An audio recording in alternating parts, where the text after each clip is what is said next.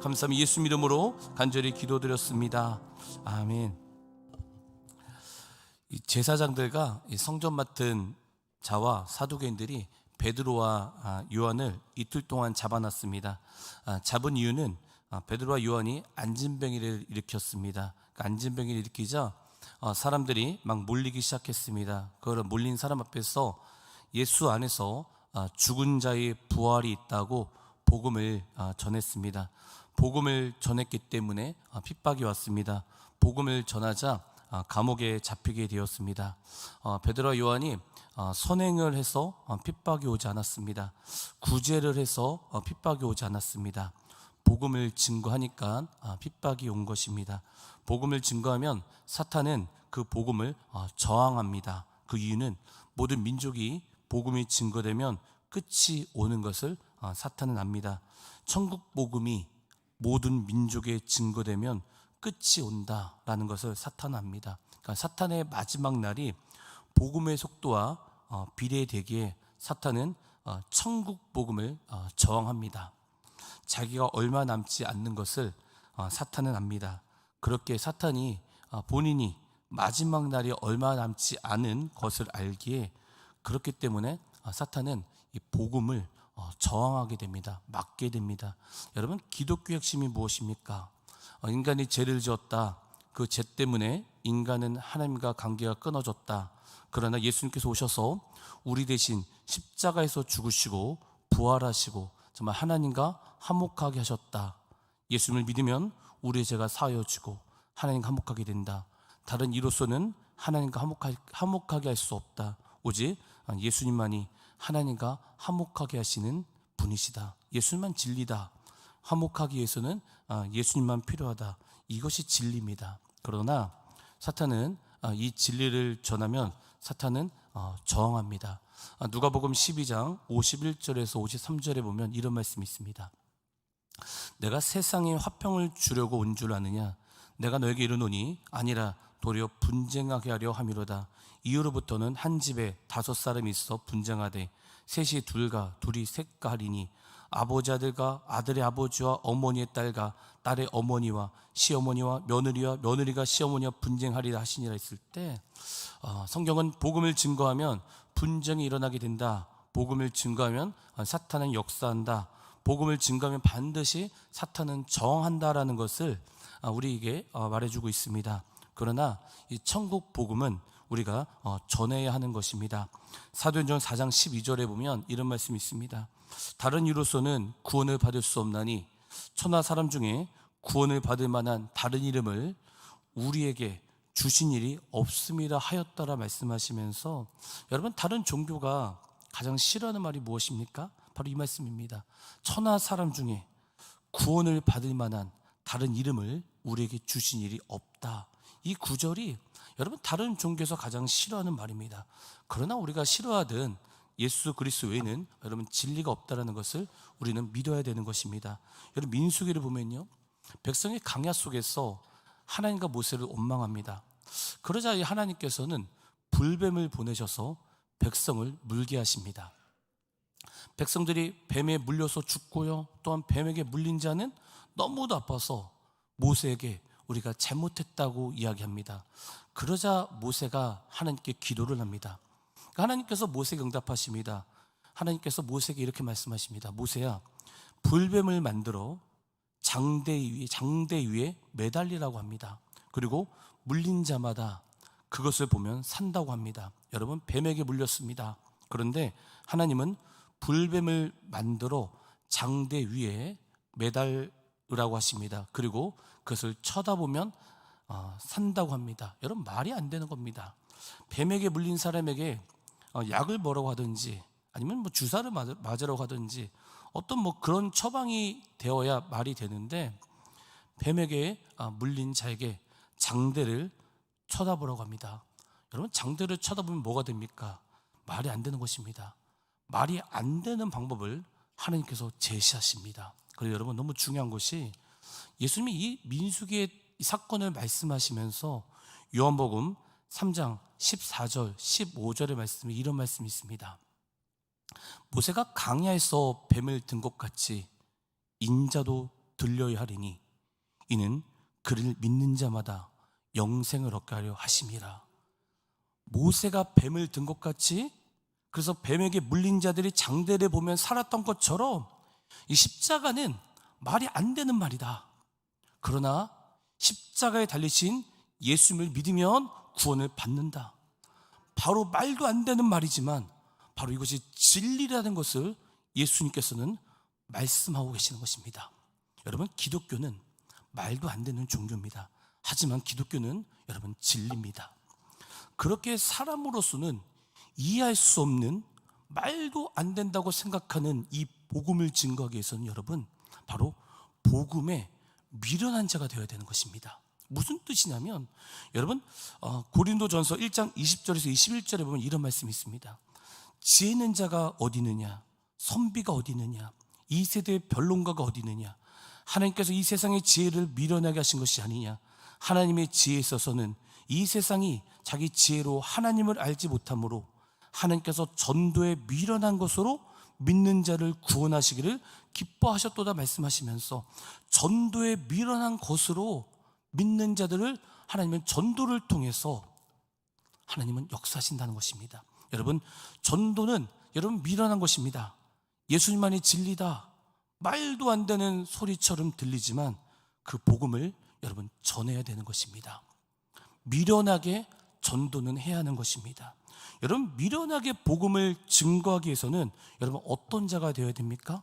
여러분, 그 미련한 것처럼 복음을 증거하기 위해서는 여러분 약한 자가 되는 것입니다. 무슨 뜻이냐면 고린도전서 1장 26절에서 27절에 보면, 형제들아 너희가 부르심을 따라 육체를 따라 지혜로운 자가 많지 아니하며 능한 자가 많지 아니하며 문벌 좋은 자가 많지 아니하도다. 그런 하나님께서 세상에 미련한 것들을 택하사 지혜 있는 자들을 부끄럽게 하시려고 세상에 약한 것들을 택하사 강한 것들을 부끄럽게 하려 하시며 했을 때, 왜 하나님께서 약한 자를 쓰신지 아십니까? 약한 자는 생각하지 않고 주님의 말씀에 순종합니다. 다른 생각을 안 합니다. 의심하지 않습니다. 하나님의 말씀하시면 하는 것이고 주님께서 하지 말라고 하시면 안 하게 됩니다. 그것이 약한 자입니다. 여러분, 사람들 앞에서는 여러분 강한 자가 되십시오. 그러나 주님 앞에서는 약한 자가 되십시오. 주님께서 말씀하시면 그냥 아멘 하고 순종하십시오. 주님은 말씀하시고 우리는 순종하는 것입니다. 기독교는 득도가 아닙니다. 득도라는 것은 인간이 스스로 깨닫게 되는 것이 득도인데, 기독교는 득도가 아닙니다.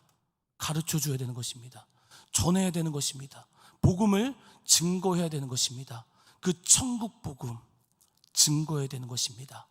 그러나 사탄은 알고 있습니다. 모든 민족이 복음이 증거되면 자기들이 영원히 끝나라는 것을 사탄은 알고 있습니다. 그렇기에 다른 복음을 전해도 좋아합니다.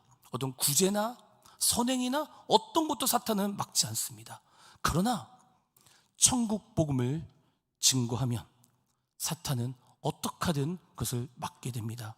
여러분, 그렇기 때문에 세계적으로 보십시오. 어떤 법이 추진되고 있습니까? 다른 나라 가서 전도하지 말라는 것입니다. 이삭의 하나님, 이스마엘의 하나님, 모두 다 아브라함의 하나님 아니냐. 그러니까 예수님만 진리다고 이야기하지 말아라. 아브라함의 하나님을 전해라. 이것이 세상에 말하고 있는, 지금 말하고 있는 현재 아닙니까? 사탄은 알고 있습니다. 모든 민족이 복음이 증거되면 자기들이 영원히 끝나는 것을 알고 있습니다. 여러분, 그렇기에 전도를 못하게 어떻게든, 세계 선교를 못하게 어떻게든 이것을 막는 것입니다. 그러나 마태복음 28장 18절에 보시면 예수께서 나와 말씀하여 이르시되 하늘과 땅의 모든 권세를 내게 주셨으니 그럼 너희는 가서 모든 민족으로 제자를 삼아 아버지 아들과 성령 이름으로 세례 베풀고 내가 너에게 분부한 모든 것을 가르쳐 지키게 하라. 볼지어다 내가 세상 끝날까지 너희와 항상 함께 있으리라 하심이라 말씀하시면서, 예수님의 마지막 명령이 모든 민족으로 제자 삼아 성령의 이름으로 세례를 베풀고 분부한 모든 것을 가르쳐 지키게 하라고 하셨습니다. 이렇게 복음을 증거하는 자들에게 하나님 말씀하십니다. 세상 끝날까지 내가 너희와 항상 함께 하신다고 하셨습니다. 무슨 뜻입니까? 사탄이 아무리 방해를 하고 아무리 역사를 해도 하나님은 역사하신다는 것입니다. 반드시 모든 민족의 복음이 증거될 것이고 다시 주님 오실 것입니다. 다시 사도행전 4장 4절에 보면 말씀을 들은 사람 중에 믿는 자가 많으니 남자의 수가 약 5천이나 되었더라 했었습니다. 예수를 믿는 자가 많아졌습니다. 남자의 수가 5천이나 되었습니다. 이렇게 많은 자들이 예수님을 믿을 수 있었던 이유는 바로 안진뱅이가 가지고 있는 문제를 베드로와 요한이 해결해 주었기에 사람들이 몰리기 시작합니다. 안진뱅이의 문제를 해결해 주었기 때문에 사람들이 몰리기 시작한 것입니다. 여러분, 제사장들, 바리새인들, 종교인들 안진뱅이가 무엇이 필요한지 몰랐습니다. 여러분, 안진뱅이가 필요한 것이 무엇입니까? 일어나는 것입니다. 그러나 종교인들은 이 안진뱅이가 필요한 것이 무엇인지 몰랐다는 것입니다. 그러나 베드로와 요한은 안진뱅이가 무엇이 필요한지 알고 안진뱅이의 문제를 해결해 주니까 사람들이 몰리게 됩니다. 베드로와 요한이 안진뱅이가 필요한 것을 어떻게 알았습니까? 베드로 요한은 그 성령의 음성을 들었기에 안진뱅이가 무엇이 필요한지 알게 되었고 안진뱅이의 문제를 해결해 준 사람이 되었던 것입니다. 여러분, 성령의 음성을 듣게 되면 다른 사람의 필요를 채워주는 사람이 됩니다. 주님의 음성을 듣게 되면 다른 사람의 문제를 해결해 주는 사람이 됩니다. 우리는 다른 사람이 무엇이 필요한지 모릅니다. 그러나 하나님은 그 사람이 무엇이 필요한지 아십니다. 그렇게 여러분, 주님의 음성을 들어야 하는 것입니다. 사무엘상 23장에 보면 이런 말씀이 있습니다. 사람들이 다윗에게 전하여 이르되 보소서 블레셋 사람이 그 일날을 쳐서 그 타작마당을 탈취하더이다 하니 이에 다윗이 야훼께 묻자오 이르되 내가 가서 이 블레셋 사람들을 치리이까? 야훼께서 다윗에게 이르시되 가서 블레셋 사람들을 치고 그릴라를 구원하라 하시니 다윗이 사람들이 그에게 이르되 보소서 우리가 유다에 있기도 두렵거든 하물며 그릴라에 가서 블레셋 사람들의 군대를 치는 일이니까 한지라. 다시 야훼께 다시 묻자오되 야훼께서 대답하여 이르시되 일어나 그릴라로 내려가라. 내가 블레셋 사람들을 내 손에 넘기리라 하신지라. 다윗과 그의 사람들이 그릴라로 가서 블레셋 사람들과 싸워 그들을 크게 쳐서 죽이고 그들을 가축을 끌어오니라. 다시 이와 같이 그릴라 주민을 구원하니라 했는데, 여러분, 다윗을 보면 사울을 피해서 도망 다니고 있습니다. 그런데 이 블레셋 사람이 그릴라 주민들을 괴롭힙니다. 다윗은 도망자였습니다. 도망자 다윗이 이 그릴라 사람을 돕습니다. 다윗이 도망자였지만 그릴라 백성을 돕게 되고 도우니까 민심이 전부 다 이제 사울이 아닌 다윗으로 몰리기 시작합니다. 다윗이 그릴라 백성을 도울 수 있었던 이유가 무엇입니까? 2절에 다윗이 야훼께 묻자오 이르되, 4절에 야훼께 다시 묻자온데, 다윗은 주님의 음성을 들었기에 그릴라 백성의 문제를 해결해 주는 사람이 된 것입니다. 주님의 음성을 들으면 다른 사람이 무엇이 필요한지 알게 됩니다. 시편에 보면 다윗의 시가 나옵니다. 시편에 보면 다윗은 간절히 하나님께 기도했습니다.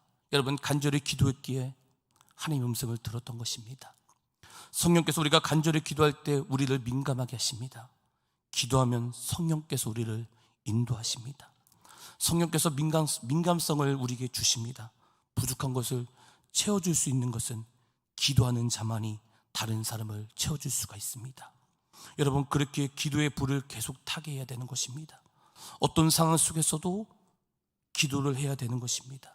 시편 65편 2절에 보면 기도를 들으시는 주여 모든 육체가 주께 나아오리이다 말씀하셨던 것처럼 주님께서는 기도를 들어주십니다. 그리고 우리 가운데 말씀하십니다. 주님 음성을 들어야 다른 사람의 부족한 것을 채워줄 수가 있습니다. 그러나 주님의 음성은 우리의 생각과 전혀 다르게 말씀하신다는 것입니다. 다윗은 도망자였습니다. 그런데 하나님께서 그릴라 사람들을 도우라고 합니다. 다윗이 이해가 안 되었습니다. 그래서 하나님께 다시 한번 여쭤봅니다.